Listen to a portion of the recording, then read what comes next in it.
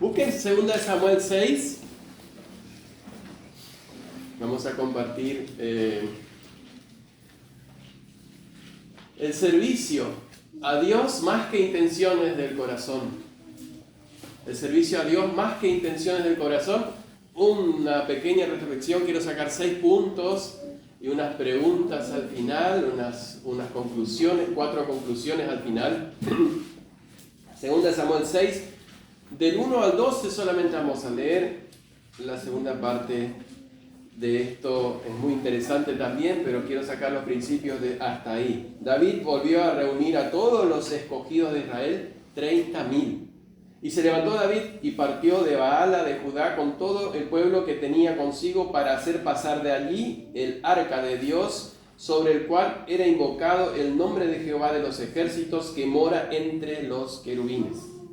Pusieron el arca de Dios sobre un carro nuevo y lo llevaron de la casa de Abinadab, que estaba en el collado, y Usa y Ahío, hijos de Abinadab, guiaban el carro nuevo. Cuando llegaron y cuando lo llevaban de la casa de Abinadab, que estaba en el collado con el arca de Dios, Ahío iba delante del arca. Y David y toda la casa de Israel danzaban delante de Jehová con toda clase de instrumentos de madera de haya, con arpas, salterios, panderos, flautas y címbalos. Cuando llegaron a la era de Nacón, Usa extendió su mano al arca de Dios y la sostuvo, porque los bueyes tropezaban, y el furor de Jehová se encendió contra Usa, y lo hirió allí Dios por aquella temeridad, y cayó muerto junto al arca de Dios. Y se encendió David, estoy mal de la lectura, y se entristeció David por haber herido Jehová a Usa, y fue llamado aquel lugar Pérez Usa hasta hoy. Y temiendo David a Jehová aquel día, dijo: ¿cómo ha de venir a mí el arca de Jehová? De modo que David no quiso traer para sí el arca de Jehová a la ciudad de David, y la hizo llevar David a casa de Obed-Edom Geteo. Y estuvo el arca de Jehová en casa de Obed-Edom Geteo 3 meses. Y bendijo Jehová a Obed-Edom y a toda su casa. Fue dado aviso al rey David, diciendo: Jehová ha bendecido la casa de Obed-Edom y todo lo que tiene, a causa del arca de Dios. Entonces David fue y llevó con alegría el arca de Dios de casa de Obed-Edom a la ciudad de David. Señor, nos encomendamos en tus manos todo este tiempo, como ya lo venimos haciendo, y que nuestros pensamientos, nuestra meditación, mi meditación de mi corazón sea agradable a ti. En el nombre de Jesús. Amén. Amén. El servicio a Dios más que intenciones del corazón. David tenía un profundo anhelo para adorar, servir y buscar la voluntad de Dios. Eso es innegable, lo vemos en la Escritura desde pequeño, tocando el arpa, y amigo trabado, estaba tocando el arpa, sirviendo al rey, sirviendo a sus padres. Todo era, él buscaba agradar a Dios. Este hombre, conforme a la voluntad de Dios, o al corazón de Dios, mejor dicho, tenía un propósito: acercar la gloria de Dios manifestada en ese arca a la ciudad donde se establecía el reino de Israel. En la mente de David no había otra cosa que la gloria de Dios, buscar la gloria de Dios. Pero trágicamente ese celo, ese fervor hizo que él permitiera que se cometa por lo menos un error. ¿Cómo podemos aprender como creyentes el servicio a Dios tomando en cuenta este texto? Y quiero tener unos pensamientos sobre esto. En primer lugar, algo bueno y algo que queremos rescatar de David es que tenía un celo sincero por agradar, buscar la voluntad de Dios. El deseo de David en profundidad, en toda su vida, era buscar la voluntad de Dios y agradarlo en todo. Desde sacar una espada, defender al pueblo de Dios de los enemigos, hasta hacer justicia en el propio reino y llevar el sacrificio, la ofrenda que él necesitaba, de cada israelita en el Antiguo Testamento, cada creyente en el Antiguo Testamento necesitaba para acercarse por medio de ese sacrificio del Cordero, acercarse a Dios. Todo él buscaba la voluntad de Dios, algo bueno, y es darle prioridad a Dios en nuestras vidas en todo. El hecho de ponerse como rey, o que le haya puesto Dios como rey, no significaba que decía, bueno, ahora que los sacerdotes se encargan de lo suyo, yo me voy a encargar de reinar, cada uno hace lo suyo, estamos bien. No, él pone a Dios y a su servicio como prioridad. El arca estuvo casi 50 años olvidado en la casa de Abinadab. Era el objeto más sagrado para Israel.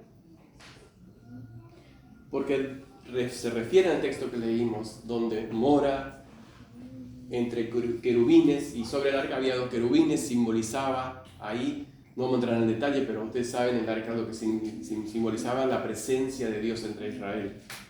Por eso cuando estaban perdiendo la guerra, cuando Samuel era chiquito, Israel pensaba que llevando el arca a la guerra iban a solucionar todos sus problemas. Pensaban que con eso Dios en medio del campamento solucionaba todo. El corazón de David era agradar, servir a Dios, agradarle en todo. Lo que vemos también en una celebración sincera, en los siguientes versículos,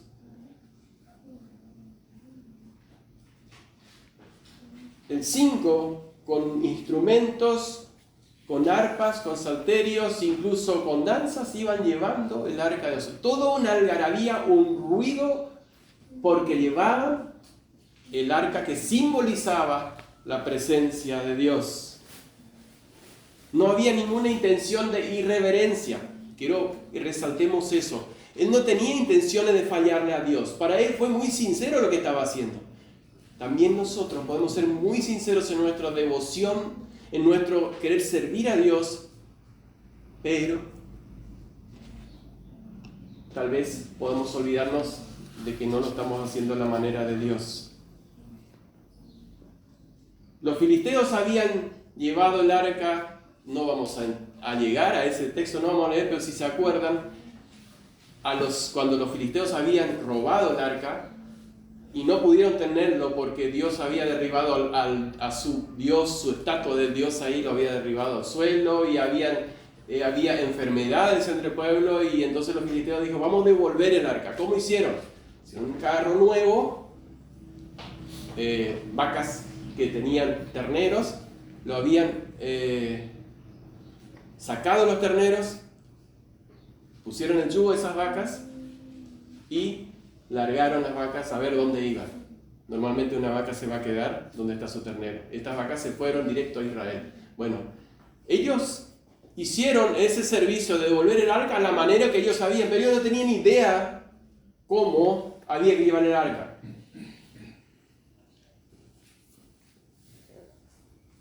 Pero los hijos de Israel sí sabían cómo había que hacerse. Era un proceder atrevido y una violación directa al estatuto de Dios, que el arca había que llevarse sobre los hombros. Llevar el arca sobre un carro nuevo era más práctico y fácil, que mejor que ponerlo sobre un carro. No se toca más, es llevado por bueyes, iba a ser más rápido, no se tenía que hacer relevo, porque un sacerdote no podía caminar muchos metros con eso sobre el hombro. Ahora les cuento. Pero no era la manera de Dios.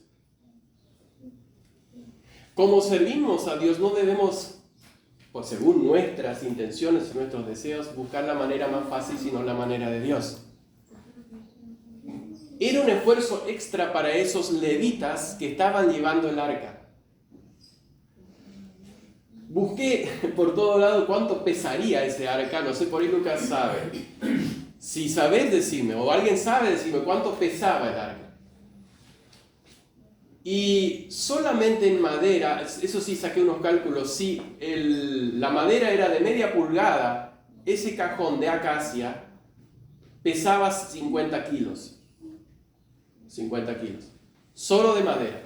Estaba recubierto de oro, tenía las 2 tablas de piedra adentro y una vasija con maná, así que agreguen 10 kilos más. 60 kilos. No sé cuánto tiempo entre 2 personas en el hombro llevar 60 kilos se podría caminar, pero era la manera de Dios. La más fácil era el carro. Mi servicio puede parecer que es injusto. 2 estaban llevando toda la carga y todos los demás saltando, cantando, danzando, y estos. Pero es lo que el Señor le había puesto a esos 2 sacerdotes llevar esa carga en ese momento. Ese era el servicio para ellos designados en ese momento. No lo hicieron, porque las buenas intenciones no bastan. Eran buenas las intenciones de llevarlo sobre el carro, pero no basta. Incluso lo que Usa hizo, lo que leímos recién, Usa ve que los bueyes tropiezan y el carro se está cayendo, ustedes saben la historia, él toca el arca para acomodarlo, para sostenerlo, que no se caiga. Era una buena intención, nunca hubo una mala intención en Usa, pero no era lo que Dios había dicho. Nadie debería mirar, miles de personas habían muerto hacía unos 50 años cuando los filisteos devolvieron el arca. Habían abierto el arca y miraron adentro, y entonces murieron gran cantidad de personas. Nadie debía mirar adentro, nadie debía ni siquiera mirar el arca. Cuando Israel transportaba el arca, lo cubrían con las telas del tabernáculo, o no todas, pero algunas telas del tabernáculo, para que nadie vea lo que era. Ninguna persona común podía verlo, mucho menos tocarlo. Por eso las varas del arca nunca se sacaban, estaban siempre puestas, porque si alguien tocaba una vara y la pasaba por el anillo, ya contaminaba el arca. Ese era el sentido. Entonces, la intención de Usa fue buena, pero no era la manera de Dios. Nuestro servicio podemos hacerlo con la mejor intención, pero debemos tener cuidado cuál es la manera de Dios. Dios dice que quebrantó a Usa. No sabemos cómo, no dice la Biblia, pero Usa cayó muerto. Tal vez el arca se le cayó encima, no se sabe. Pero la idea que fue clara, que es el siguiente pensamiento, atender a los mensajes de Dios. David se dio cuenta que ese era Dios que estaba hablando. Si no, no hubiera pasado esto. Usa se hubiera quedado quieto, o el arca no se hubiera movido, los bueyes no se hubieran tropezado, si todo iba marchando bien. Algo estaba pasando y Dios estaba hablando. Paren acá la procesión. No solamente el hecho de morir Usa y decir, ¿sabes qué? Cambiemos, busquemos ahora cómo tenemos que hacer, seguimos con la procesión. Algo está pasando. Paremos un poco, reflexionemos. Dice que David se entristece y la frase indica que David toma la misma frase que cuando se escribe la ira de Dios. Él se enoja en el corazón. Si él quería hacerlo mejor. Él quería hacerlo de la manera de honrar a Dios. Quería hacerlo mejor para Dios. ¿Por qué Dios no está conforme en lo que estoy haciendo? Pero el segundo paso no es seguir enojado y renegar contra Dios. Es decir, paremos acá, reflexionemos, tomemos un punto y veamos ese tiempo a ver cómo debemos hacerlo. Si él lo hubiera hecho al principio así, no hubiera pasado esto, pero no lo hizo.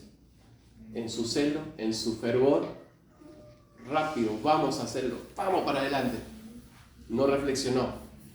Hubiera por lo menos tomado el Urim y Tumim que usaban para consultar a Dios. David lo había hecho cuando iba a la guerra, consultaba a Dios por eso. Hubiera por lo menos hecho eso. No lo hizo, no hizo nada ninguna de las dos. Y vamos al último pensamiento.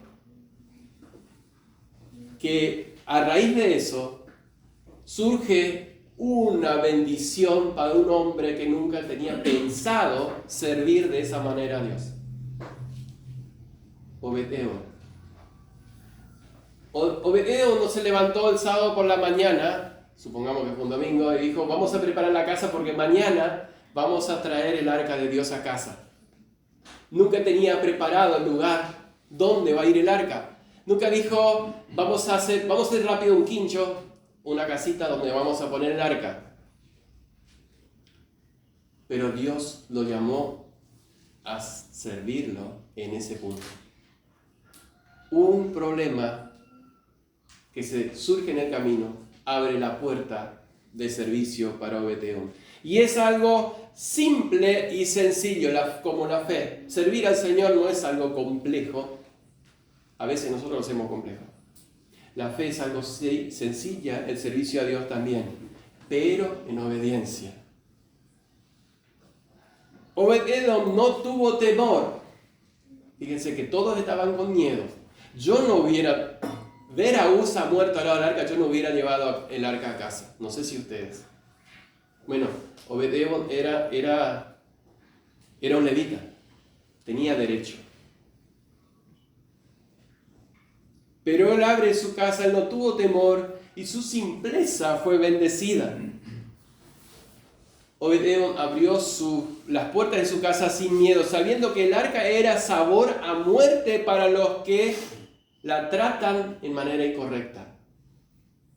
Pero él tenía una fe sincera diciendo, Señor, yo me dispongo a servirte de una manera que te agrada y no tengo miedo de cometer un error. La misma mano que castigó a Usa, bendijo Obed-Edom. La diferencia entre Usa y Obed-Edom era la disposición o la manera de acercarse a Dios. Y para conclusión o para pensamientos, tengo 4 pensamientos respecto al servicio a Dios, porque estamos hoy en vísperas, minutos antes de la asamblea, en donde tratamos temas de la iglesia, donde recordamos la bondad de Dios, la gracia de Dios en el año, y también nos disponemos para proyectar el año que viene. Esta historia resalta 4 lecciones importantes sobre el servicio y adoración a Dios. Servir a Dios es algo que se hace con el entendimiento, en primer principio, con el entendimiento. El arca declaraba la soberanía, la santidad, la justicia, la gracia, la misericordia de Dios cumplidas ahora en Cristo, pero en aquel momento era algo totalmente santo y había que tener ese sumo cuidado. Nuestro Señor nos dijo que nosotros somos templo, en el templo estaba el arca, así que haremos morada con Él y vendremos a ustedes, dice Jesús, a los creyentes, así que tenemos la presencia del Espíritu Santo. Podríamos decir que el arca está dentro de nosotros. ¿Podemos decir eso? ¿O debería estar?